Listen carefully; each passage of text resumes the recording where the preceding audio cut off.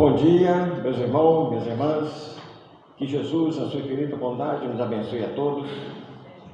Nós tivemos agora a certeza da importância de um botão, né? Na manhã de hoje, nós teríamos a presença desse nobre irmão, nosso companheiro de muitos anos. Conhecemos a família e nós tivemos a oportunidade de conhecê-lo ainda menino, né, na evangelização. E hoje é um dos grandes e bons divulgadores da doutrina na nossa cidade. A mensagem do livro Pão Nosso é a número 96, intitulada Justamente por Isso.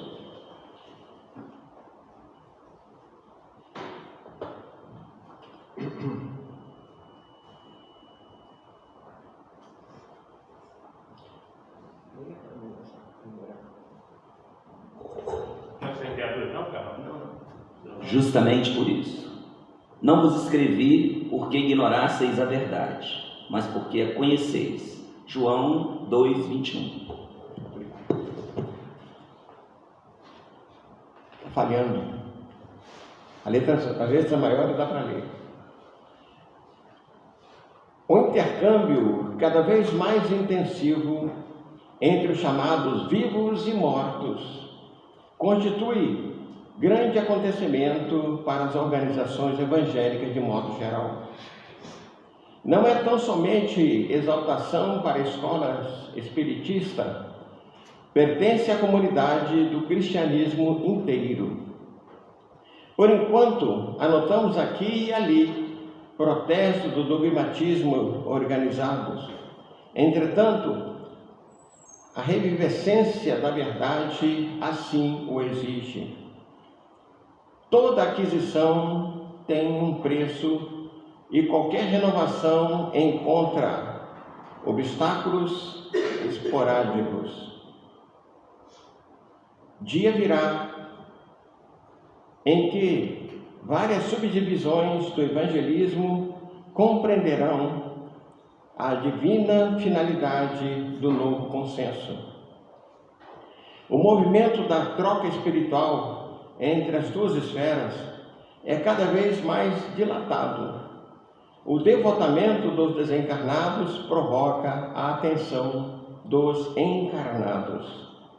O Senhor permitirá mundial Pentecoste para os reajustamentos da realidade eterna.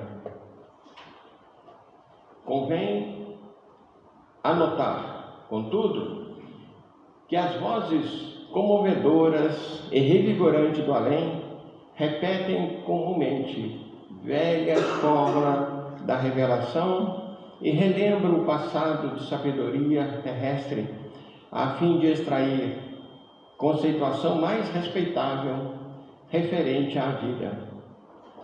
É nesse ponto que recordamos as palavras de João, lembrando Jesus, interrogando sinceramente, comunicar-se-ão os mortos com os vivos, porque os homens ignoram a verdade. Isso não. Se os que partem falam novamente aos que ficam, é que todos conhecem o caminho da redenção com Jesus, mas não se animam nem se decidem a trilhá-lo. Então, nessa mensagem, meus irmãos, Emmanuel nos lembra esse importante fato que está acontecendo mundialmente, né? A revelação dos Espíritos, lembrando as palavras de Jesus, lembrando os ensinamentos que Jesus nos trouxe e principalmente anotando situações novas, condições que talvez há 2000 anos, na época de Jesus, ainda não estávamos aptos a absorvê-la, né? O próprio Jesus afirma isso: irei para meu Pai e pedirei o Consolador que ficará eternamente convosco. Então, a doutrina espírita que mais se utiliza dessas mensagens traz para nós as novas revelações, aquilo que estava escondido e que agora fica no claro, aquilo que estava incompreendido, agora com as palavras dos benfeitores espirituais, se tornam mais visíveis e mais sensíveis para cada um de nós, de acordo com as nossas capacidades de entendimento. Que Jesus, então, na sua infinita bondade, nos abençoe e façamos a nossa prece para passarmos a palavra ao Elimar. Deus, Pai de amor e de infinita bondade, abençoa-nos em mais essa oportunidade. Alimenta a nossa fé, a nossa perseverança, a nossa coragem e permita que na manhã de hoje possamos receber os benefícios dos mentores espirituais, as bênçãos que somos carentes, que através do passe aqueles que o tomarem possam ter também a melhora para os seus males. Permita ainda, Senhor, que no dia de hoje todos os nossos amigos, nossos parentes, nossos vizinhos, todos possam absorver as emanações fluídicas que vêm do alto. Muita paz,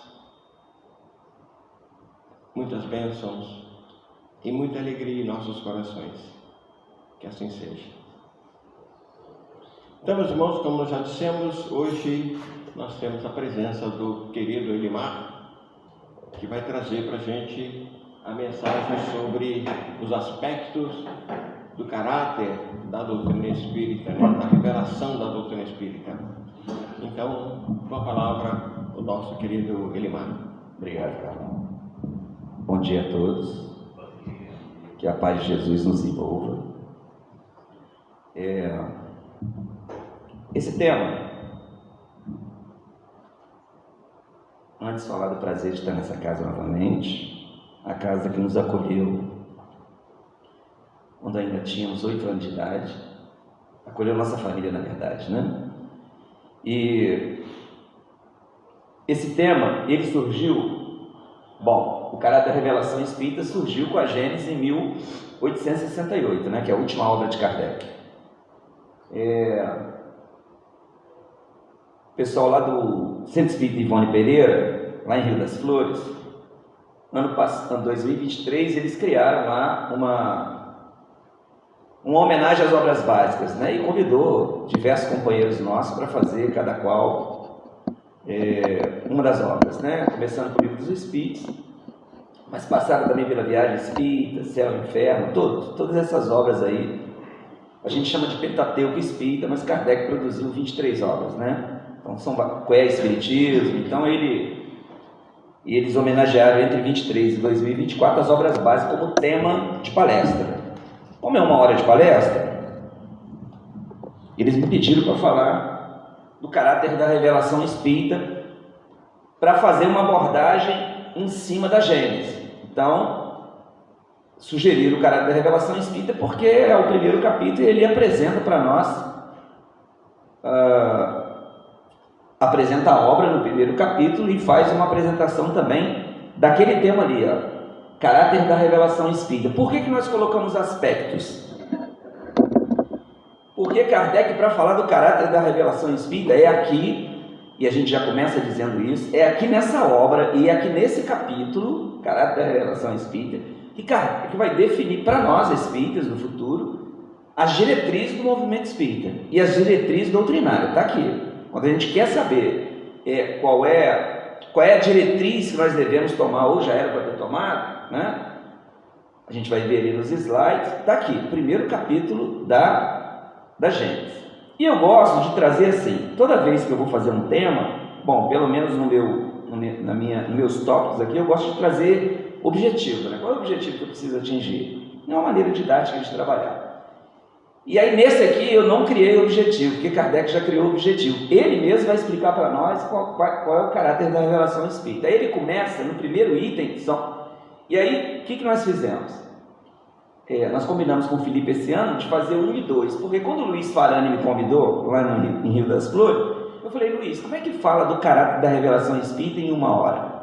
Não tem como, né? São 62 itens, e tem muita coisa importante nesses 62 itens.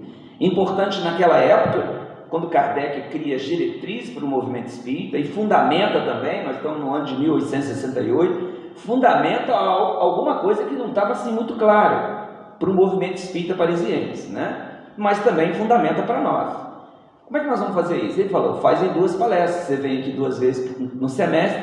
Aí eu fiz o primeiro, então, aspecto do caráter da revelação espírita, o primeiro, aspecto por causa da quantidade de assuntos. E vou fazer também, daqui uns dias, no segundo semestre agora, a parte 2, beleza? Aí o próprio Kardec cria o objetivo da obra, cria o objetivo do título, né? Caráter da revelação espírita. Olha que ele vem, vamos prestar atenção nas perguntas de Kardec, porque ele vai responder nos demais itens, né? Então é o objetivo da palestra. Ele fala assim, pode o Espiritismo ser considerado uma revelação? A primeira pergunta. Neste caso, qual é o seu caráter? Em que se funda a sua autenticidade? A quem e de que maneira foi ela feita? É a doutrina espírita uma revelação no sentido teológico da palavra? Ou por outra, é no seu todo o produto do ensino oculto vindo do alto? É absoluta ou suscetível de modificações? Nós estamos discutindo isso aí no movimento espírita, né? Algumas obras aí que tentam buscar modificar. Aí Kardec vai responder aqui se sim ou não. Aí a gente tem que ler o capítulo inteiro para a gente saber. Trazendo aos homens a verdade integral, a revelação não teria por efeito impedi-lo de fazer uso das suas faculdades, pois que lhe pouparia o trabalho de investigação? Qual a autoridade do ensino dos espíritos, se eles não são infalíveis e superiores à humanidade? Vai responder isso tudo aqui dentro, hein? Qual a utilidade moral que pregam, se essa moral não é diversa da do Cristo, já conhecida? Quais as verdades novas que eles nos trazem? Precisará o homem de uma revelação? E não poderá achar em si mesmo, em sua consciência, tudo que é mistério para se conduzir na vida? Tais as questões que importa que fixemos. Aí ele vem, do 2 ao 62, respondendo todas essas questões. Então é o objetivo. Quando ele cria esse capítulo, o objetivo dele é responder todas essas perguntas aqui. E são perguntas que estão aí, são corriqueiras do movimento espírita, né? Todas aqui são corriqueiras do movimento espírita. E aí a gente escolheu nessa primeira, né? Qual é a definição de revelação? Revelar, do latim revelare, cuja raiz velum, véu, significa literalmente sair sob o véu. Então revelação é isso. Figuradamente, descobrir, dar a conhecer uma coisa secreta ou desconhecida.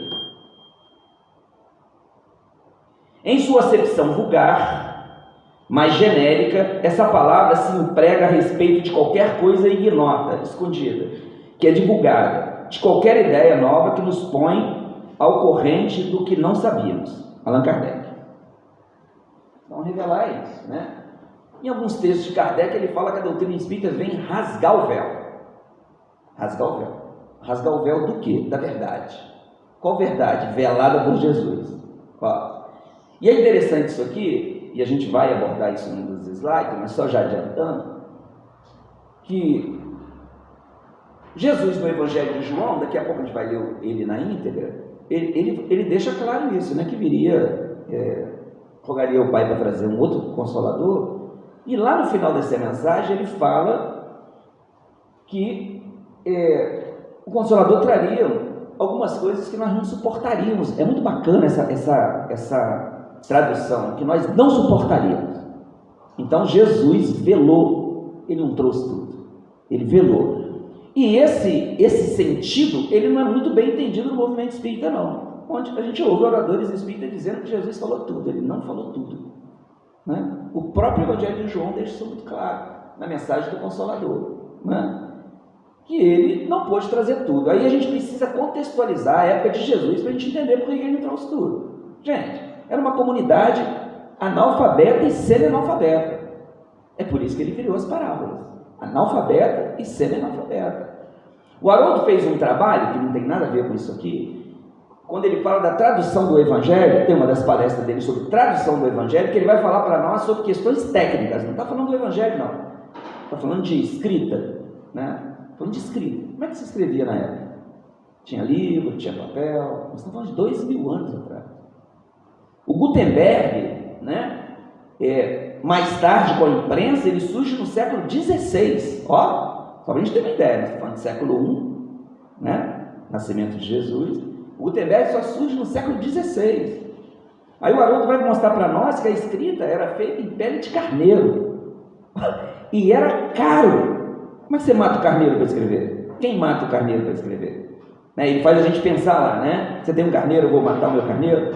Se eu vou matar meu carneiro para dar a pele para alguém, eu vou vender essa pele, e é cara. Ó, olha, e a gente vai ver ali que no meio dos discípulos de Jesus, e Jesus tem um motivo, eu não quero entrar nisso, né? Isso é um outro tema, o motivo de ter escolhido pessoas simples. Né? Quem escrevia ali no grupo? Mateus. Lembra que o Mateus era publicano, cobrador de imposto? Por que o Império Romano busca Mateus? Porque o Mateus sabia escrever, né? Era um judeu ali que sabia escrever, sabia fazer conta, né? Para quê? Para cobrar imposto, porque publicano é isso, né? E era uma face da comunidade odiada pelos judeus, né? Por quê? Porque cobrava imposto. E ele era judeu, e ele ajudava os romanos. Ó, ele era odiado, todo publicano era odiado, né? Quem aí que gosta do leão, né? Quem gosta do imposto de renda? Tem alguém que gosta do imposto de renda? Mateus cumpria esse papel. Só que ele era odiado porque ele era judeu. Mas por que ele foi contratado pelo Império Romano? Porque ele sabia escrever. Escrever o quê? Ó, o Carlão mora nas cercanias de Dalmanuta. Ele tem uma propriedade. Qual o tamanho? Quanto que ele vai pagar? Tinha que escrever o nome do Carlão, a região dele e o valor. E se ele pagou. Colocar o PG lá, né?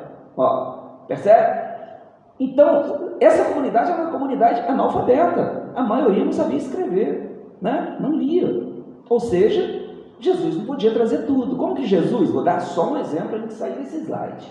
Senão eu vou ficar só nesse slide até 10 horas. Como é que Jesus ia falar de perispírito há 2000 anos? Jesus não esmiuçou a mediunidade. Ele não esmiuçou a mediunidade. Ele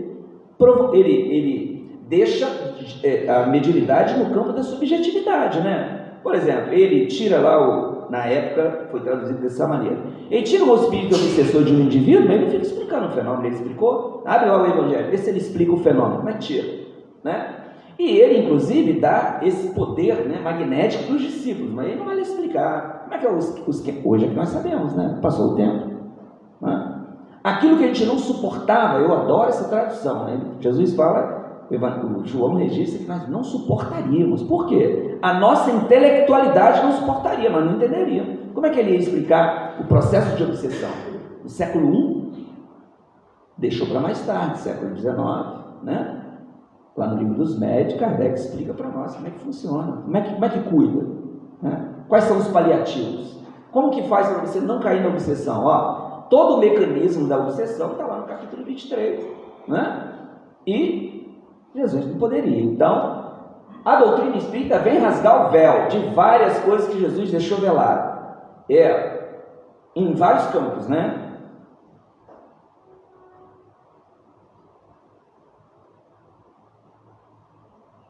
O primeiro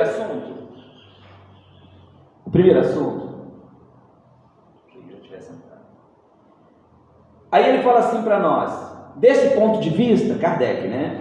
Todas as ciências que nos fazem conhecer os mistérios da natureza são revelações, e pode-se dizer que há para a humanidade uma revelação incessante, né? Sob esse ponto de vista de rasgar o véu, todas as ciências que revelam, né, que nos faz conhecer os mistérios da natureza é uma revelação, né? A astronomia revelou o mundo astral, que não conhecíamos. A geologia revelou a formação da Terra. A química, a lei das afinidades. A fisiologia, as funções do organismo, etc. Aí Kardec cita aqui alguns indivíduos, né? A gente foi pesquisar lá. Essas datas quem colocou fui eu. Aí ele fala para nós que esses indivíduos são reveladores. Copérnico data de... por que ele fala isso? Porque nós buscamos lá, porque ele fala de uma revelação incessante. Ó, o Copérnico nasce em 1473, na Polônia. O Galileu é astrônomo, matemático, ele que criou a ideia do heliocentrismo. Gente, nós estamos falando do século XIII, né? 1473, né? Olha só. O que é que até ali nós acreditávamos? A humanidade terrestre. Nós já estamos, século I, século XIII. O que nós acreditávamos? Que a Terra era o centro do universo. Eu trouxe o Evangelho, mas eu não vou ler. Como a gente está falando de caráter da revelação espírita, aí Kardec diz para nós que, sob esse ponto de vista de revelar para nós aquilo que está escondido, a ciência, né, ela faz uma revelação incessante. Aí eu lembrei aqui, quando eu li sobre Copérnico, né, a ideia do heliocentrismo, né, o Sol como centro do sistema solar e não a Terra. Aí eu só vou citar para vocês pesquisarem em casa. No capítulo 3 do Evangelho, a gente vai ver 3 mensagens do Santo Agostinho falando dos moradores da Terra e da Terra. Dá uma olhada lá o que ele fala de nós. Quem somos nós? Né? Para a gente ver como que era infantil mesmo essa ideia, né? Porque ele vai falar das características dos espíritos que estão aqui, né? Vai falar da Terra. A Terra, sob o ponto de vista da massa, é uma coisa insignificante. Ele usa essa palavra lá, né? Insignificante, sob o ponto de vista da massa, né? Só para a gente ter uma ideia, o Sol do sistema de Capela, ele é 3.800 vezes maior que o nosso Sol. Nem o nosso Sol, que a gente chama de astro-rei, como é que pode um Sol ser 3.800 vezes maior? Maior? Então, para a gente ver como que tem um significado para Deus, o progresso desse grupo de espíritos que estão aqui, mas sob o ponto de vista do universo, a gente não tem muito significado, né? Tem para Deus, para a sua criação. Nós somos importantes para Deus, né? Aqui é uma escola, a gente não está diminuindo isso não, mas o Santo Agostinho deixa claro isso, né? Como é que essa ideia vingou durante muito tempo, né? Ele que cria a teoria do heliocentrismo, que é o Sol, o centro do sistema solar, e de longe, nem de longe, o nosso Sol é o centro do universo, né? Temos galáxias muito maiores que a nossa, né? Que é a Via Láctea. Galileu logo depois, 1564, astrônomo, o Nicolau Copérnico na Polônia, Galileu Galilei na Itália. Depois Isaac Newton, 1643, físico, matemático, teólogo no Reino Unido. Pierre Simon Laplace, físico, astrônomo na França.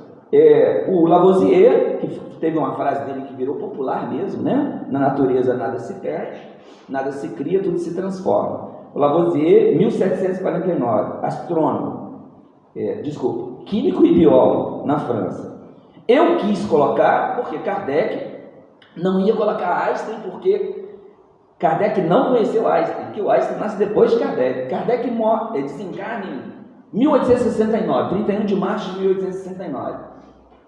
Jesus envia o Einstein para a Terra 10 anos depois, 1879. Curiosidade interessante isso, né? Então, por isso que ele não colocou aqui o Einstein como revelador, né? O Einstein como revelador. Quais curiosidades que a gente tem aqui e já traz o aspecto do caráter da revelação espírita aqui? A visão que nós temos, ela muda por completo sobre a comunidade científica com a doutrina espírita, por completo. Esses indivíduos, eles fazem parte do nosso progresso. Porque a doutrina espírita nos apresenta como um pássaro de duas, que é uma imagem criada pela espiritualidade, um pássaro de duas asas. Nós não viemos para cá só para desenvolvimento moral. nós viemos para cá para dois desenvolvimentos: a asa moral e a asa intelectual, a sabedoria e o amor. E o espírito só chega nos patamares mais de evolução quando isso aqui está equilibrado. Vocês acham que está desequilibrado essas duas asas? O que vocês acham? Está desequilibrado essas duas asas? Onde que nós desenvolvemos mais? Pode falar. Intelectual. Desenvolver mais intelecto. É fácil de ver. Olha lá para fora, né? A quantidade de progresso que a Terra atingiu. Mas o grande problema é o progresso sem moral, né? A intelectualidade sem moral. A gente mata quando a gente tem essa intelectualidade muito avançada, né? A gente quer dominar o outro povo, né? Com bomba atômica, com arsenal. Hoje, aquela bomba atômica que nós conhecemos, ela é fichinha hoje, né? A gente vê esses países aí, um ameaçando o outro, ó, tem um arsenal atômico aqui, hein? Né? Costuma ser um blefe, sob o ponto porque é uma ameaça, né? E sempre com objetivos econômicos, né? Gente, nós estamos vivendo um genocídio ao vivo. Nós aqui, talvez pela primeira vez, a gente está vendo um genocídio ao vivo, né? Em Gaza, na faixa de Gaza. Um genocídio ao vivo. A gente está vendo crianças sendo queimadas ao vivo mesmo, porque alguns soldados israelenses, eles filmam. Depois que colocam fogo assim nos acampamentos, eles filmam e aí vem pela internet. Aí a gente vê lá um menininho tentando sair daquele fogaréu de um acampamento, porque eles não têm casa mais, né? Ontem eu vi uma cena de uma via principal que dá para o mar da Palestina, assim, né? Aí colocaram uma imagem, o jornalista colocou uma imagem dessa via, uma filmagem dessa via antes das bombas. E agora ele colocou uma imagem com tudo destruído. Então, a inteligência sendo utilizada pelo mal. Ó. A visão que nós temos então hoje é que esses indivíduos são emissários do Cristo, né? Só para a gente lembrar que quando Kardec traz essa questão da revelação no campo da ciência, ele está fazendo a gente lembrar que isso aqui não é solto. Vocês ainda lembram que tem um governador aqui ou não? Estão lembrados ou não? Tem um governador aqui na Terra? E Jesus governa tudo, ele não governa só no campo religioso. A nossa visão lá atrás era uma visão de missionários no campo da religião. Muda por completo. Aqui Kardec traz isso para a gente pensar de maneira subjetiva que ele traz, para a gente tirar alguma coisa dali. Por que ele traz isso aqui?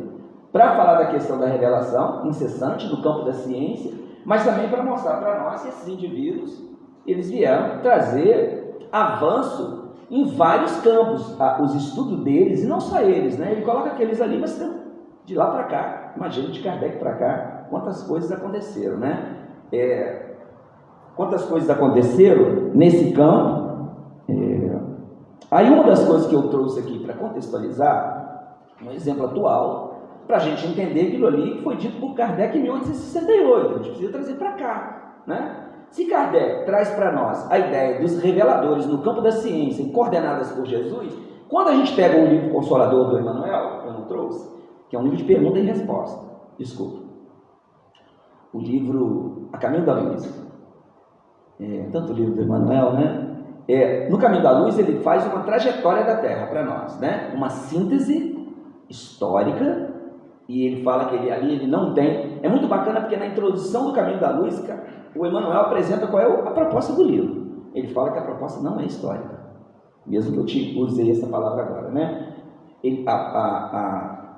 A proposta do livro O Caminho da Luz é mostrar a presença do Cristo em todos os episódios, em todos, ou seja, desde lá do desprendimento da nebulosa solar, a presença de Jesus, e todos os fenômenos, né, sísmicos, químicos, até o aparecimento das primeiras vidas, e depois mais tarde o surgimento do homem, que o Emmanuel fala que era o objetivo. Qual era o objetivo do desprendimento da nebulosa solar? E todo aquele processo que durou milhões e milhões de anos, o aparecimento do homem.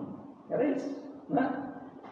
E o Emmanuel vai trazer para nós, nesse livro, ele vai falar dessa importância, né? Da importância desses indivíduos convidados por Jesus. Emmanuel fala isso. Ele que convida esses indivíduos de épocas em épocas. E ali ele colocou na área da ciência. Mas a gente precisa lembrar de outros momentos também. os artistas, né? Os grandes artistas da história, né? Na música, no teatro. Então a gente precisa ter qual é a visão que a gente tem hoje? A Terra tem um governador, esse governador tem um grupo de ministros, né? Que atuam incessantemente para o progresso. E aí Jesus envia. Vocês viram ali que esses indivíduos vieram em vários países, ó, Polônia, Itália, França, Reino Unido, ó, e cadê o Albert Einstein? Nasce na Alemanha. Ele vai distribuindo esses saberes por todos os quadrantes. Para quê? Para toda a humanidade. E é bom a gente lembrar que nesse aspecto trazido por Allan Kardec, é bom lembrar que Jesus ele não tem um compromisso simplesmente religioso. Como que nós tratamos Jesus até aqui, gente? Nós tratamos Jesus como um religioso. Nós, a humanidade terrestre.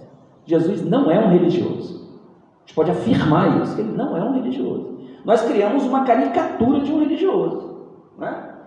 Gente, Jesus, eu falei de Israel hoje, Jesus em Israel ele é considerado mais um profeta, né? Para nós ele não é um profeta, para nós espíritas não. Então nós trouxemos essa imagem nesses 2000 anos de um religioso. Ele não é um religioso, ele é governador planetário. Jesus está muito além de qualquer sistema religioso da Terra, muito além, né? Tanto que nós, de maneira inadvertida e por falta de estudo, nós falamos que Jesus, os nossos irmãos protestantes e católicos, acreditam. A gente respeita, mas aqui na tribuna e baseado nos livros, a gente não pode somar essa ideia, né? Eles acreditam que Jesus criou o cristianismo, né? A ideia que circula por aí no movimento cristão é que Jesus é criador do cristianismo. Jesus não criou religião, não. Que religião que ele criou? Abre os 4 evangelhos, busque lá em algum momento que Jesus fala que Jesus levanta uma bandeira religiosa. Ele não levantou bandeira religiosa, né? Pelo menos institucionalizada, né? Com nome, né?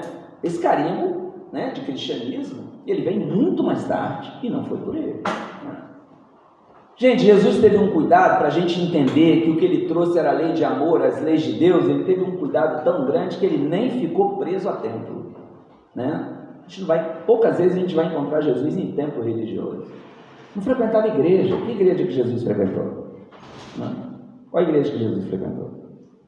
Isso não está registrado em nenhum evangelho, né? E nenhum historiador mostra isso para nós, se ele estava dentro de templo. Então ele não fundou uma religião.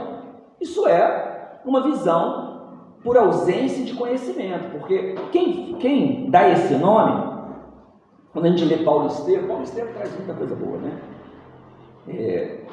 Como eles viviam caminhando por aquelas cidades ali da região da Palestina, só o Paulo que vai até os gentios, né, que foge da geografia palestina, né, da Palestina antiga, né?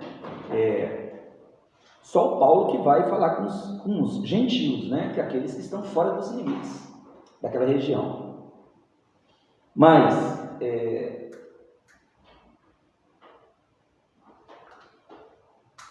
onde que a gente vai encontrar Jesus? Na casa da Marta e da Maria. Ó, nós vamos encontrar Jesus lá na colônia dos pescadores. Nós vamos encontrar Jesus na casa de uma criadora de cabra lá em cima em Jericó. Ó, a Sara. A gente vai encontrar Jesus batendo papo, né? Fora de templo religioso. Então, essa ideia é uma ideia que acabou virando uma coisa popular, mas ela não tem nenhum significado dos textos evangélicos, né? Dos 4 textos evangélicos ali. A gente não vai encontrar isso lá, Jesus fundando. Quem traz o nome cristão é o Lucas, que nem conheceu Jesus. Ó, o Lucas conhece a doutrina de Jesus com Paulo, né? O Lucas era grego, ele encontra Paulo numa das pregações de Paulo, ó, já falando para os gentios, está na Grécia já saiu aqui das cercanias de onde Jesus andou com os discípulos, né? Ele encontra o Lucas encontra Paulo, fica apaixonado pela ideia, né? E ele tira férias, era médico, e vem para Jerusalém. O Lucas achava estranho o nome viajeiros, né? Porque eles viajavam, ele achava estranho. Ele falou, cristão, ele que cria a ideia da cristandade, cristão. E essa ideia formalizada Ou seja, os companheiros dali se chamavam de cristão. Essa ideia formalizada só surge muito tempo depois, né? Muito tempo depois que ela surge, né? Só para a gente não ficar, está dentro disso aqui ainda, né? Só para a gente não repetir isso por aí, né? Jesus não funda religião nenhuma. Porque, vou repetir, Jesus como governador planetário, como espírito puro, único que passou pela Terra, né? Quando a gente pega aquela escala, a partir da questão 100 do Livro dos Espíritos, a escala espírita tem 3 ordens de espíritos ali. Espíritos de primeira ordem, de segunda e de terceira. Jesus é o único espírito que pisou aqui no planeta, e ele nem é daqui, e ele nem constituiu a sua evolução aqui. Ó, o Haroldo brinca com a gente, e é verdade isso, né? Os planetas que, dentro da ideia de que tudo se transforma mesmo, né? A matéria se transforma, os planetas que Jesus passou o progresso dele nem existe mais. Porque há 4,5 bilhões de anos, ele já era um espírito puro. Então, o que tem para trás disso já virou matéria para a formação de outros planetas, nem existe mais. Para a gente entender, a gente precisa colocar Jesus nesse lugar, não no lugar de religioso e muito menos no lugar de profeta, como nossos irmãos daquela região colocam, mais um profeta. E nem ver ele como um líder religioso, né? Mas um profeta. Ó, a gente precisa colocar ele nesse lugar para a gente entender que ele não está atrelado a nenhum sistema religioso da Terra, mesmo que ele envia esses indivíduos para nos ensinar, mas ele não está atrelado, beleza? Um exemplo que eu queria dar aqui vou passar isso, vamos para o outro slide. Ó. Por sua natureza, a revelação espírita tem duplo caráter, participa ao mesmo tempo da revelação divina e da revelação científica. A natureza da revelação espírita, ela tem duplo caráter então, ó. Ela participa ao mesmo tempo da revelação divina e da revelação científica. Participa da primeira porque foi providencial o seu aparecimento e não resultado da iniciativa nem de um desígnio premeditado do homem, ou seja, a doutrina espírita, ela participa da revelação divina porque não foram os homens que tiveram iniciativa, foi uma providência. Aonde que a gente busca isso? Comecei a falar já lá no Evangelho de João, né? É uma promessa do Cristo a vinda do Consolador, é uma promessa do Cristo a vinda da doutrina espírita. Então, ela participa da revelação divina por isso. Não é iniciativa do homem a chegada da doutrina espírita, né? É uma iniciativa do governador planetário, né? É uma iniciativa de Deus, porque era uma necessidade do homem, porque Jesus deixa claro que ele não poderia trazer tudo, porque nós não suportaríamos. Ó, e aí no Evangelho de João, no capítulo 14, Jesus diz assim: se me amais, guardeis os meus mandamentos. Eu rogarei ao Pai que envie outro Consolador, que ficará convosco eternamente. Ali a gente já sabe que ele está falando de uma doutrina, né? Quem que ia ficar aqui eternamente? Homem nenhum fica aqui eternamente, mulher nenhuma fica aqui eternamente. Ficará convosco eternamente e vos fará recordar aquilo que vos digo. Ó, aí Kardec pensa com a gente assim: se Jesus diz que a doutrina dele, que o Consolador nos faria recordar tudo aquilo que vos digo, ou nós esqueceríamos, Kardec conversando conosco, ou nós deturparíamos. A gente pode escolher, ou a gente pode escolher um dos dois, ou a gente pode escolher os dois caminhos, né? Ou nós esqueceríamos, ou nós deturparíamos os ensinos do Cristo. É só pegar os livros de história. Se for mais fácil para nós, pegar os livros de história do Emmanuel, Consolador, os livros, o Carlão fez aqui no Pão Nosso, né? Esses livros da coleção Fonte Viva, tem ali informações que só tem aqui, né? A gente chama isso aqui de livrinho, livrinho de página, né? Livrinho de página. Aqui tem uma revelação que não tem em nenhum outro livro, né? O Emmanuel revela para nós que quem mais se agrediu para seguir Jesus foi Maria de Magdala. Onde tem isso? Qual livro que tem isso para nós? Qual livro espírita que fala isso para nós? Hã? Na página Conversão, ele fala para nós que Maria de Magdala, e aí ele ainda traz uma outra informação, porque ele sabia que nós íamos questionar isso. Emmanuel sabia que a gente ia questionar isso, né? Aí ele fala que nem Paulo se agrediu tanto para seguir Jesus. Aí ele diz para nós, mais ou menos assim, tem que ir lá pegar, página Conversão, ele diz para nós que o Paulo era apegado às leis. Maria de Magdala é o vício. Então ela teve que se agredir mais para seguir Jesus. É muito bacana isso aqui, essa página. Então, esses livros, que a gente chama livrinho de página, não é livrinho de página. Aqui tem doutrina espírita, né? Aqui tem princípios espíritas. E aqui tem algumas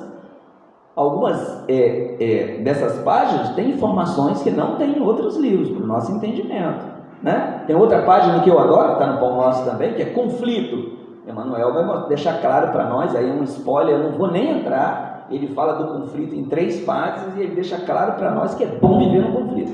Ó, tem que ir lá ler, é só um spoiler, que senão eu mudo a palestra, beleza? E aí ele fala para nós, então, que ou deturparíamos ou esqueceríamos, né? No Evangelho de João, Allan Kardec deixa isso no ar para nós pensarmos, para quê? Para a gente pesquisar, né? Alguns de nós esquecemos, estou falando da humanidade terrestre, e outros deturbamos, e criamos aí uma série de sectarismo, né? Uma série de seitas por aí, dentro do nome dele, né? E algumas estão muito distantes daquilo que ele colocou, sobre a vida simples, por exemplo, né? A gente vê Jesus hoje, eu afirmo isso sem o menor medo de errar, Jesus hoje é uma grande mercadoria, né? Uma grande mercadoria. Jesus gera dinheiro hoje, ó, a imagem dele, né? E tem muita coisa que se dizem de Jesus aí que não guarda nenhum, não está nos 4 evangelhos, não está lá nos 4 evangelhos. Aí a gente foi criando aí um monte de religião, né? Parte delas com objetivo financeiro mesmo, só ligar a televisão que a gente vai ver, né? E ele diz ainda que, nessa proposta, ele ainda diz para nós, dentro do Evangelho do João, que esse Consolador nos traria outras coisas, que ele não pôde revelar, porque nós não suportaríamos. Está lá no capítulo 14, né? Já falei sobre isso, não quero entrar de novo, porque eu me adiantei. Uma série de coisas que Jesus deixou velado, por isso que é revelação, porque nós não suportaríamos. Aí ele continua ali, ó, porque foi providencial o seu aparecimento, a questão da revelação divina. E a científica? Coloquei outro slide. Porque os pontos fundamentais da doutrina provêm do ensino que deram os espíritos, encarregados por Deus de esclarecer os homens acerca das coisas que eles ignoravam. Os pontos fundamentais. E aqui entra um outro aspecto. Participa da segunda, da revelação científica, tá? Então, a espiritualidade superior trouxe os pontos fundamentais. Agora ele vai falar para nós por que a doutrina espírita participa também da revelação científica. Participa da segunda, da revelação científica, por não ser esse ensino privilégio de indivíduo algum, mas ministrado a todos ao mesmo modo, do mesmo modo, por não serem os que transmitem e os que recebem seres passivos. Ó, gente, Jesus está, Kardec está falando agora de um novo modelo. Um novo modelo. Isso aqui é um novo modelo, né? Um novo modelo. Por isso que eu falei no início, que isso Kardec diz lá em 1868, mas nós precisamos contextualizar para os dias atuais. Que é um novo modelo. E não é nenhum modelo que está aí na Terra. Nós não copiamos nenhum. Bom, estou fazendo uma afirmação que não é justa, né? Não éramos para copiar nenhum modelo religioso da Terra. A maneira com que nós lidamos com essa ciência, a ciência nova, né, que comporta um aspecto religioso, ó, Kardec deixou textos inteiros mostrando isso para nós, 3 meses antes da sua reencarnação. O conceito de... Só para a gente ver como que nós fazemos confusão, estou falando dos espíritas, né? O quanto que nós fazemos confusão, né? É natural que ao longo desses 2000 anos nós olhemos para Jesus, aí estou falando da humanidade, eu não estou falando dos espíritas, que a gente tem um olhar para Jesus como religioso e um profeta. Isso é normal, é natural, né? A gente estava acostumado com isso ao longo dos milênios, e aí? Agora, não é normal o espírita ter esse olhar, já falei isso aqui, né? Não é normal nós termos esse olhar religioso para Jesus, né? Achar que Jesus, que olhar religioso? Achar que Jesus vai me beneficiar, ou eu tenho algum privilégio de estar vindo aqui hoje. Isso é olhar religioso, né? E o meu amigo, que é ateu, que dormiu 4 horas da manhã, né? porque estava na bagunça à noite, ele é muito diferente do Elimar, porque o Elimar veio aqui fazer a tarefa. Não tem privilégio. Jesus é governador do progresso planetário. Quando a gente tem esse olhar religioso, a gente já começa a achar que a gente tem algum mérito, né? A gente tem algum benefício a mais. Eu tenho algum benefício a mais que eu sou espírita. Isso é uma visão dos outros segmentos religiosos. Gente, eu tenho amigo, tomara que ele esteja ouvindo. Eu tenho amigo protestante que fala para mim que eu sou muito legal, só falta uma coisa: eu ser evangélico. Essa não é a nossa visão, né? Eu falo para eles e falo aqui. Nós não temos que tentar trazer ninguém para a casa espírita. Chato falar isso, né? Ninguém. Cada pessoa sabe que ali, tem um centro ali, tem o Luiz Caridade ali na Mangueira, ali na Valdac tem outro, Monte Castelo tem outro, tem o Leopoldo Machado, tem o Estudante da Verdade. As pessoas são livres para escolher o que elas estão assim, querendo como resposta. Nós não fazemos proselitismo. A gente não vai ali para a vila com o evangelho fazer proselitismo. Porque cada uma daquelas pessoas que passam na vila ali numa terça-feira de trabalho, cada uma tem uma visão religiosa e elas já escolheram. Ou seja, nós não achamos que o indivíduo que... Eu não vou nem falar de outras religiões, vamos falar dos ateus. Que o indivíduo que não... e essa não é a visão dos outros segmentos religiosos, é uma visão nova, é um novo modelo, né? É uma visão nova. Que esse indivíduo que não escolheu religião nenhuma, e é 10% da população, tá? 10% da população se diz, IBGE trouxe agora para nós, saiu essa semana. Cadê? Peraí, deixei o celular aberto na minha galeria. Vou falar de Volta Redonda, tá? Porque agora a gente pode ir lá no site do IBGE e ver como é que está a questão quantitativa, hein, gente? Não quero entrar aqui por causa do tempo, na questão qualitativa. Só de quantidade. O IBGE trabalha com quantidade, né? Não dá para ele trabalhar de qualidade. Vou falar de Volta Redonda, que é mais ou menos o cenário mundial, o cenário nacional, tá? Católicos apostólico romano em Volta Redonda, né? Está aqui Barra Mansa, Barra do Piraí e tal, e tem o cenário nacional. Como sempre, católico é a maior parte, 43%, tá? 43,4%, Volta Redonda. Evangélicos, que são as designações protestantes, tá? O BGE resolveu colocar evangélico, a gente vai falar evangélico, né? 34,67%, espírita, 4,49%, Umbanda e Candomblé, 1,32%, tradições indígenas, 0,01%, outras religiosidades, 5,16%, ou seja, budistas, outras religiosidades. Sem religião, 10,58%. Então nós temos 10% da nossa população brasileira, porque lá no IBGE, no grupão, também 10%. Então 10%. Esses nossos irmãos não são abandonados nem por Jesus, nem por João. Não é a visão dos outros segmentos religiosos, é a nossa visão. Por quê? Porque está todo mundo progredindo. Alguns estacionários, né? Porque toda vez que a gente fala isso, né? Tem uns olhares meio estranhos. Não, está todo mundo progredindo. Não, tem uns estacionários, né? Tem gente aí recalcitrante no erro, né? Não quer crescer. Não quer crescer, tá aí. Vivendo a vida de vícios da terra, sem nenhum compromisso com o progresso. Nenhum compromisso com o progresso. Então, 10%. Como que nós olhamos para eles? Irmãos nossos na caminhada, né? E aí, como que nós olhamos nesse cenário para nós? Na caminhada também. Não temos nada de especial. Ainda cometemos coisas com todo esse cabedal de conhecimento que não era para cometer. A gente ainda tem um tipo de comportamento que não era nem para ter, já que a gente tem informação. Então, se eu pego alguém espírita que tem esse manancial, e é um manancial, né? O Divaldo fala para a gente, numa entrevista com o presidente da FEB há pouco tempo, eu tenho até uma palestra que eu tirei 3 trechos dela, é o Divaldo, o presidente da FEB, o Haroldo e o Divaldo, fazendo perguntas sobre o movimento espírita. Movimento espírita, não sobre doutrina espírita, sobre o movimento espírita. E aí ele faz uma retratação do que nós estamos falando aí no movimento espírita, e eu sempre questionei isso, que o Divaldo não teria acesso aonde que o Emmanuel ia reencarnar e quando. Aí ele retrata isso, ele falou assim, que seria uma ousadia da parte dele falar isso, tá vendo? Como que nós ainda, mesmo estudando, a gente comete um monte de equívocos, um monte de equívocos. A gente não consegue imaginar a espiritualidade, porque a espiritualidade esconde todas as personalidades, todas. né? E quando eu falo todas, nós estamos falando de nós também. Não fica revelando a nossa reencarnação, o que nós fizemos. Isso é velado pela espiritualidade. E aí o movimento espírita falou, não, o Divaldo nasceu em São Paulo, vai ser educador. O Divaldo falou que seria uma ousadia ele falar isso, de um espírito tão nobre ele acessar essa informação.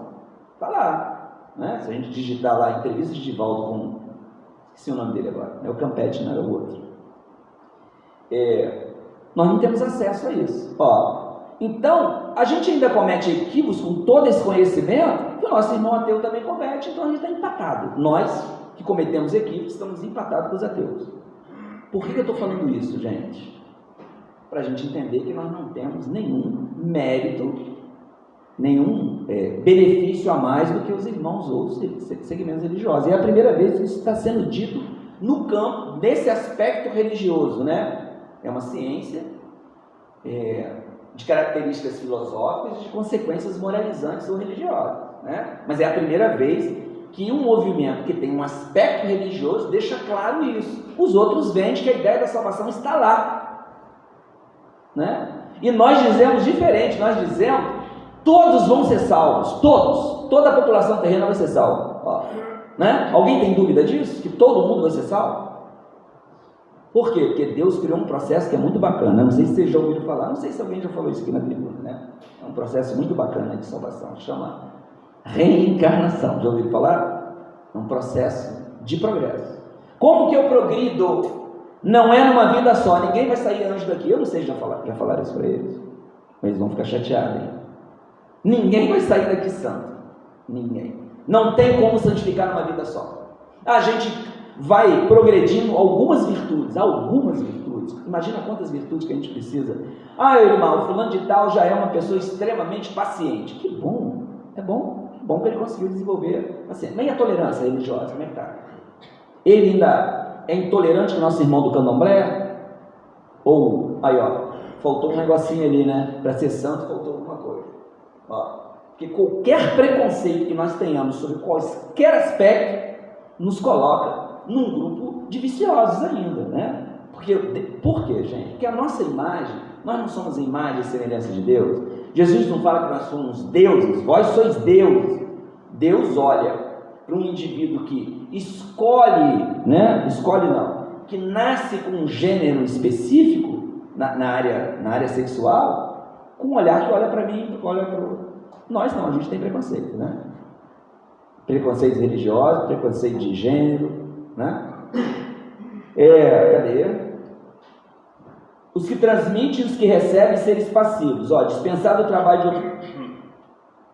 Tudo que eu estou falando aqui agora, olha o novo modelo. Mas ministrada a todos ao mesmo tempo, no mesmo modo, por não serem os que transmitem e os que recebem seres passivos. Nós não somos passivos no movimento espírita. Ou pelo menos nós não deveríamos ser passivos. Eu estou falando aqui agora, vocês que estão sentados, encarnados e desencarnados, têm que questionar, porque eu não sou dono da verdade. Esse modelo é um modelo novo, porque nós tivemos ao longo da história da humanidade, e a doutrina espírita, pelo menos na sua essência, e essência eu estou falando de livro, não estou falando do expositor X, do médium tal, não estou falando disso. Esses indivíduos são companheiros nossos de progresso. A referência nossa tem que estar no livro, porque a gente está num debate no eixo, num debate de um assunto, alguém levanta assim, mas o Divaldo falou isso. Eu estou falando o que o Erasto falou. Se a sua referência doutrinária é o Divaldo, a minha é o Erasto. Percebe? O Rossano Crisley falou. Isso não é referência, né? São companheiros de caminhada que pode ter uma interpretação pessoal. E é muito difícil a gente criar essa cultura dentro do movimento espírita. É muito difícil, né? Você vê que as pessoas têm referências de outros seres humanos da mesma caminhada, que pode cair ali na frente. Eu tenho dado um exemplo de um indivíduo que estava do lado do Chico, ali escrevendo, psicografando, Emmanuel e André Luiz e outros espíritos, e ele resolveu ir embora. O Valdo resolveu, não resolveu? Né? Vai lá ver os livros mais complexos do André Luiz, do que o André Luiz trazia da espiritualidade muito superior, mecanismo da mediunidade, quem é? O Valverde, né? Por causa do cabedal intelectual dele, né? Evolução em Dois Mundos, O Chico fala que a evolução de 2 mundos ele só ia aprender no mundo espiritual, não ia dar ele. Ó, ele fala isso numa entrevista. Evolução de 2 mundos, só no plano espiritual. Não é? O Valdo, em um dado momento, resolveu, para a gente não ficar com referências humanas. É outra coisa que a gente vai ter que se reeducar. Porque ao longo da história da humanidade, a história religiosa, a gente ficou seguindo homens e mulheres falhos, imperfeitos, porque é isso que a espiritualidade traz para nós. A gente está naquela terceira ordem ali de espíritos imperfeitos. A gente pode cair na próxima esquina, né?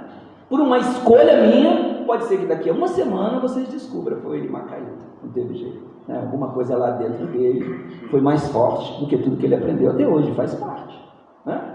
Por isso que os espíritos falam que nós somos perfectíveis na lei de progresso, nós somos perfectíveis, ou seja, o processo reencarnatório vai nos tornar, lá na frente, salvos de nós mesmos. Aí, ó, olha a visão espírita, nós vamos salvar de quê, gente? Nós vamos salvar de nós mesmos. O maior problema que nós temos somos nós. Ó, a gente vai se salvar de nós mesmos. Mas eles falam que nós somos passíveis de errar. Ó, passíveis de errar. O Mancini esteve conosco no aniversário do Sheila semana passada, sábado. E num momento específico que estava dentro do contexto, ele fala que a culpa que nós criamos, é fruto do orgulho. Ó, a culpa que nós criamos é fruto do orgulho. Sabe por quê? Porque a gente acha que nós não vamos errar. Aí quando a gente erra, se martiriza, eu errei. Como se nós não fôssemos errar. A gente criou essa fantasia que nós não vamos errar, né? É uma fantasia. Eu posso estar aqui agora, pegar meu carro aqui para a vila e alguém parar na minha frente ali perto do Escola Central, porque a vila agora deve estar um terror, que é a feira, né? Aí imagina, aí eu vou fazer aquela conversão para 33 ali para arrumar uma vaga mais vazia para mim ir na feira, não sei nem se eu vou na feira. E aí, quando alguém vai e atravessa na minha frente, né? Eu saio de uma exposição, né? Estou aqui muito bem amparado, todos nós, numa casa espírita, e eu posso sair do carro ali e agredir um indivíduo, né? E vocês depois descobriram, ó, o Elimar acabou morrendo, porque ele saiu do carro e agrediu o cara matou ele. Ó, percebe que a gente ainda está aqui com uma série de impulsos primitivos mesmo? Primitivos. Eu assisti a palestra aqui do Cachoeira Paulista, o João Luiz Nascimento. Assisti uma palestra dele um tempo atrás, não foi aquela, a última vez nós vimos ele aqui, né? Foi aniversário da casa? Esse ano, aniversário da casa. Quando ele fala de autoconhecimento com a gente, presente em Volta Redonda, numa casa lá pro lado da Vila Americana ali, ele falou assim, que a gente não faz o processo de autodescobrimento, a gente não quer mergulhar dentro de nós, porque a gente tem medo de achar um animal pré-histórico, né? Que animal pré-histórico? O espírito Lázaro fala para nós lá no Evangelho, na lei de amor, ele cria ali uma escalazinha, né? Instinto, sensação, amor é o último, e tem o segundo aqui, o terceiro que eu esqueci, né? E o Lázaro não, o Lázaro afirma que a gente oscila entre ali, o instinto e a sensação. E o instinto pode fazer com que eu saia do carro e agrida alguém. Eu estava vindo da rodoviária e entrei ali, fiz conversão à esquerda, né, para entrar na vila, naquele hotel ali, antigo hotel, Cedar Palace Hotel. E aí o sinal fechou para o pessoal que vem ali do camelódromo ali. Aí o cara parou, porque o sinal já estava amarelando para vermelho, e aí ele parou. Eu parei atrás e o cara parou no meio, eu com a minha filha, e começou a dirigir um dia desse. Ela tem 21, ele tirou carteira com 18 para 19. O cara de trás, ou seja, estava no meio entre eu, que era o terceiro, e o primeiro. O cara parou, sinal amarelo indo para o vermelho, você para, né? E alguém vem em alta velocidade lá do Moarama ali, você provocou um acidente com a luz vermelha do semáforo. O cara do meio resolveu sair do carro. Buzinou muito, porque ele queria que o cara ultrapassasse para ele ultrapassar, para aproveitar o restinho do amarelo. Aí eu falando com a minha filha, tá vendo lá? A gente é espírita, a gente está na Terra. Tem um monte de gente aí ligado mais ao instinto, à primitividade mesmo. E é esse momento de impulso, né? Por isso que a gente falou aqui, a gente está tentando justificar a questão da santidade. Nós não vamos sair daqui santo, né? A gente não vai sair daqui sublimando um monte de virtude. A gente pode sublimar algumas, para efeito de prova de expiação. Mas aí precisa de muito esforço. Aí eu falei, Lara, olha o que o indivíduo está fazendo. Ó. Depois os espíritas que lê a cena, vai falar assim, olha, estava na hora dele. Você sair do carro para agredir alguém, estava na sua hora? Não estava de jeito nenhum. Eu falei, quem está no carro primeiro? Quem está lá no primeiro carro? Quem? A gente sabe? Né? E a gente vê isso toda hora no trânsito. Quem está no primeiro carro? Um indivíduo armado que brigou com a mulher. Adivinha quem que ele vai descontar? Adivinha quem que ele vai descontar? Um policial armado, paisano, que está ali, mas ele é um policial, ele tem uma credencial e tem uma arma. Aí o indivíduo vai lá e abre a porta dele. Você já imaginou a cena? Abrir a porta de um policial, mesmo paisano? Você abre a porta, o cara acha que é o quê? Acha que é um agressor, porque sabe que ele é um policial. Você leva um tiro, eu falei lá. Aí a leitura dos espíritas estava na hora dele. Não está na minha hora quando eu crio uma cena dessa. E é uma cena que eu criei. Né? Então nós não somos passivos. Dispensado do trabalho de observação e da pesquisa, por não renunciarem ao raciocínio e ao livre-arbítrio. Olha essas palavras, hein? Nós não estamos dispensados disso aqui, hein? Observação, pesquisa, raciocínio e exame. De quê? De tudo. De tudo. Livro. Aí eu coloquei aqui só um exemplo para a gente fechar. Quando a gente fala isso, a gente acaba criando. Deixa eu pular isso aqui. A gente acaba criando.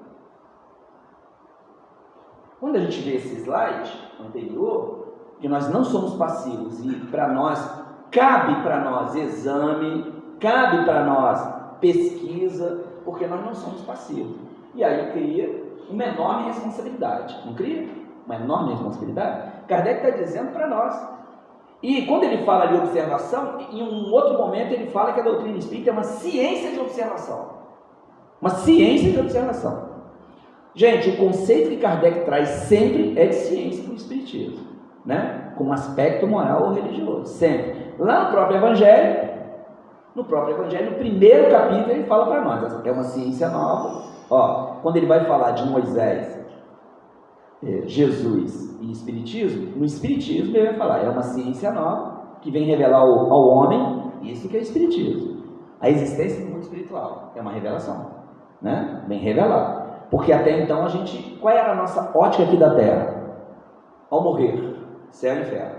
Quem ia para o céu, quem ia para o inferno. Quem faz muito mal, vai para o inferno. Quem faz muito bem, vai para o céu. Essa conta não bate. Porque tem uma galerinha no meio, que nem faz tanto mal, mas também não faz tanto bem. Né? Que é a grande maioria da população. Né? A maioria de nós. Nem faz tanto mal, nem faz tanto bem. E aí onde nós vamos? A doutrina espírita vem revelar isso, a existência do mundo espiritual e a sua relação conosco, que é o aspecto mediúnico. Então, é isso que é a doutrina espírita. Então, até no Evangelho ele traz um aspecto científico e filosófico. E quando a gente vai recordar como nasce a doutrina espírita, ela nasce ciência e filosofia. O livro dos Espíritos é o quê? Pergunta e resposta. Filosofia. Né? E da onde nasce essa filosofia? Do fenômeno mediúnico. Né? Kardec vai lá reconhecer lá as mesas girantes, né? A Stael foi no Sheila, no aniversário do Sheila, no sábado anterior ao Mancini, né? E ela levou lá um grupo dela de teatro.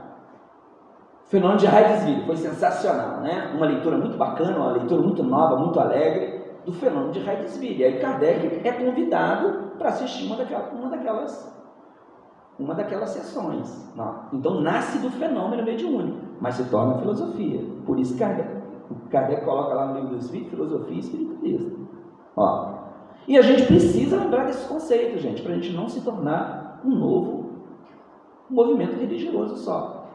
Um novo movimento religioso só. E antes de desencarnar, em 1868, em novembro, na pré-eleição que ele fez na Sociedade Parisiense de Estudos Espírita, em Paris, isso deve ter saído na Revista Espírita de dezembro, então na palestra de novembro de 1868, 3 meses antes, né, 4 meses antes, né, porque ele desencarna 31 de março do próximo ano, ó, 31 de março. Então aqui, ó, novembro de 68, e a pré-eleição do dia de finados lá, porque... Sabe o que ele falou no dia de finados? Ele falou assim, é algo que a gente está até pesquisando, foi novembro, mas a gente não sabe se é 2 de novembro. Eu não sei, porque lá não coloca a data, eu estou pesquisando para saber, se alguém souber depois, fala para nós. que é novembro e é finados, mas eu não sei se é dia 2. Eu acho estranho ser lá finados e aqui finados, não sei. E aí, mas ele fala lá que é no dia de finados, mas não coloca a data. E aí ele fala para nós, sabe qual é o título da palestra? Por que dizemos que a doutrina espírita não é uma religião? Ou seja, porque ele já disse, mas aí faltando 4 meses para ele desencarnar. A preleção foi esse tema. Por que não é uma religião? Tem um aspecto religioso. Por que traz uma enorme responsabilidade? Para a gente fechar. Por que traz uma enorme responsabilidade? De quem é a responsabilidade de filtrar os livros? Se o livro é espírita ou não? De quem é essa responsabilidade? De filtrar o livro. Quem filtra os livros? Tem um monte de livro aí, gente. Espalhado por aí. Né? Nas casas espíritas, livrarias não espíritas, né? A gente for ali na vila, na livraria, tem lá uma seçãozinha de livro. Eu nem gosto muito do lugar que eles colocaram, não, entendeu? Podia colocar no lugar de ciência e tá lá de romance. Eu não gosto muito disso, não. Eu já até brinquei com as meninas lá. Isso aí não é romance, não, hein? Mas tudo bem, né? Não tem lá a separação dos livros por tema. O nosso está no lugar ruim. Ou colocar na filosofia ou coloca na ciência. Está lá uma coisa lá, um lado lá de romance lá, né? Quem que filtra isso aqui? A FEB está lá em Brasília. O Sérgio está lá no Rio de Janeiro, né? Quem filtra isso aqui? Filtra cada um de nós. Kardec deixa isso muito claro. Num dos discursos dele, gente, tem muita coisa na viagem espírita que a gente precisa estudar. Tem muita coisa. Porque ele define como seria o modelo do movimento espírita. Define como seria o modelo do movimento espírita. Né? E aqui, na cidade de Lyon, é uma viagem que ele fez, Lyon e Bordeaux. Né? Ele fala sobre isso. Né? Uma das coisas que ele fala sobre muitas coisas. Né? E a gente olha para o movimento espírita e a gente percebe que o modelo espírita ainda não é um modelo muito fiel a Kardec. O modelo espírita não é muito fiel a Kardec. E ele fala nesse discurso que havia necessidade de criar um grupo de pessoas, nós, né, que ia identificar o que é que não tinha a ver com a doutrina espírita. Ou seja, ele transfere isso para nós. Por quê? Porque nós não temos um centro fiscalizador, né? A gente não tem o Vaticano. O nosso modelo não prevê. A FEB tem um papel, Federação Espírita Brasileira. O SESC tem um papel, mas não é um papel fiscalizador, é um papel de unificação. Né? Ela que divulga as obras espíritas, mas ela não tem o papel de falar para nós qual livro que a gente vai estudar. Por quê? Porque nós não somos seres passivos. Né? A mesma coisa é o que eu falo aqui na palestra. Coloquei palestras, médias, mensagens e opiniões. Quem filtra tudo isso? Cada um de nós. Ou acolhe, né? Ou acolhe, porque tem gente que acolhe. Para fechar, o Raul, sobre a questão de médiums e palestras. O Raul, em 2002, ele estava no Paraná, meio espírita do Paraná. Ele fez uma palestra sensacional. Ele fez uma palestra de 1 hora e 52 minutos. E eu vou terminar agora. Eu não vou chegar em 1 hora e 52 minutos. Fique tranquilo, vou terminar agora. E o Raul fala uma coisa lá que é assim, de uma honestidade moral e intelectual fora do comum. Lá no meio da palestra, ele está falando sobre o raciocínio espírita, né? Um tema muito parecido com isso que eu acabei de falar. Acho que é raciocínio espírita. Ele fala assim para nós. Lá no meio da palestra, tinha um contexto. Ele fala assim, que ele ouve por aí assim, o Divaldo falou, o Chico falou, o Raul falou. Aí sabe que olha a honestidade dele. Ele fala assim, nós não somos referências doutrinárias. Quantos oradores falam isso?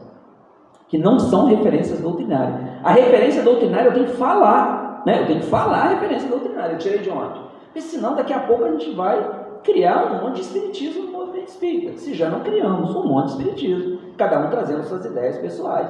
Então, a responsabilidade de filtrar o que o médium falou, a responsabilidade de filtrar o que o orador falou é de cada um de nós. Ninguém está aí passivo. Né? Isso que ele falou também é estranho. Aí o que eu tenho que fazer? Recorrer ao livro. Para ver se está estranho mesmo ou sou eu que ainda estou com uma dificuldade de entendimento ali. Tudo bem? Agradecer a casa, o convite, né, desse espaço de trabalho, mais uma vez. Que tenhamos todos aí um bom domingo. Um abraço em todos.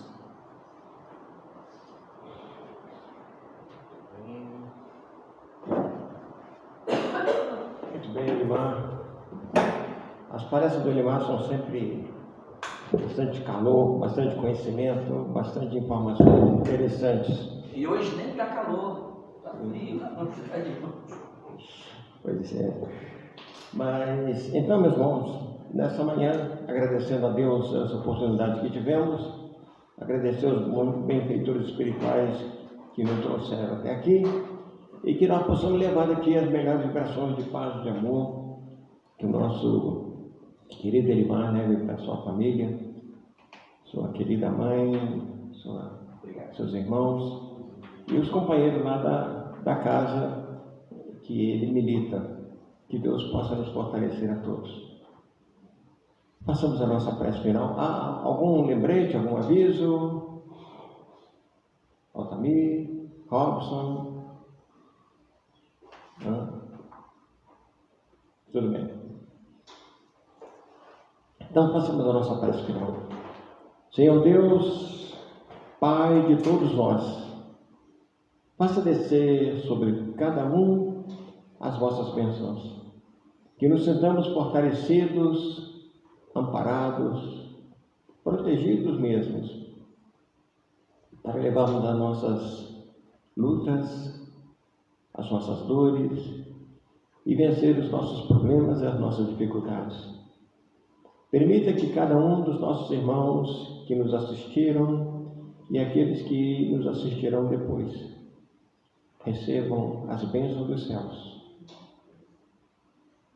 Que possamos continuar na nossa luta e que essa casa possa continuar crescendo em nome de Jesus. Muito obrigado, Senhor, e que assim seja. Os que forem tomar passe, podem aguardar um pouquinho, né?